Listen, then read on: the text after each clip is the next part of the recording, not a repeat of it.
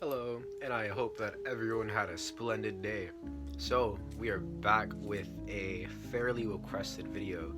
Basically, I'm going to explain how I think the like life works and how I've kind of looked into and kind of studied and seen other philosophers that believe in the same way that I believe kind of portray life with a quote and kind of example which I like to call the radio theory. And I'm gonna start off right now.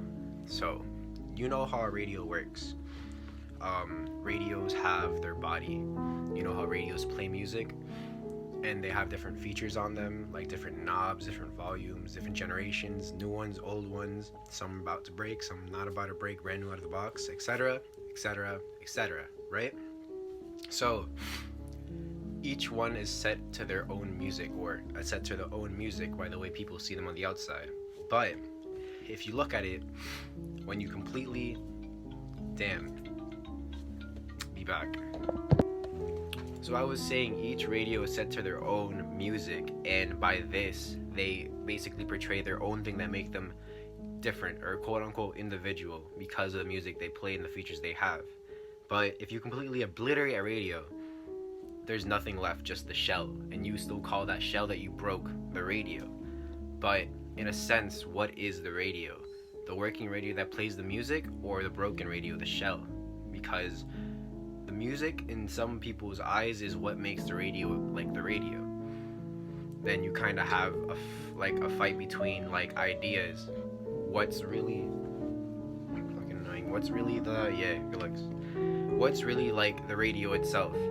The sound coming from it or the shell? And that's kind of how it is, because once you break the radio, is the music gone? The music isn't gone.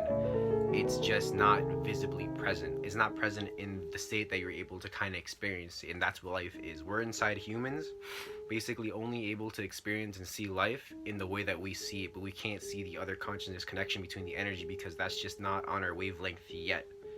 Like, we're not able to experience that in our own visible way, but we're still able to kind of feel it if we kind of tune in or kind of feel ourselves in that sort of way.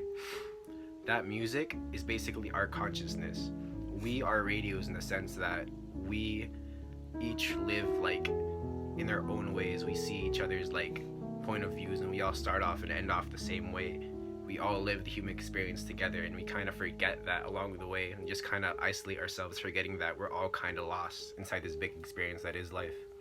So after death, it's just kind of like quote unquote a rebirth if you look at it, because music itself is just channeled into another radio. It's just a new start. The consciousness that we experience after death, it just restarts, because that's what it is, the consciousness, not the shell of our body, not the matter that is us. And that's the way that I kind of view life. That's why I kind of be like, hey, I'ma help you, because if I needed help at this point in my life, I would want to be the person that helps that other person. I would hope that someone would help me if I needed help. So you kind of gotta throw that cycle in motion. You gotta start it instead of expecting it to happen. And with that, I hope everyone has a good day, stays positive, and until the next video, stay entertained.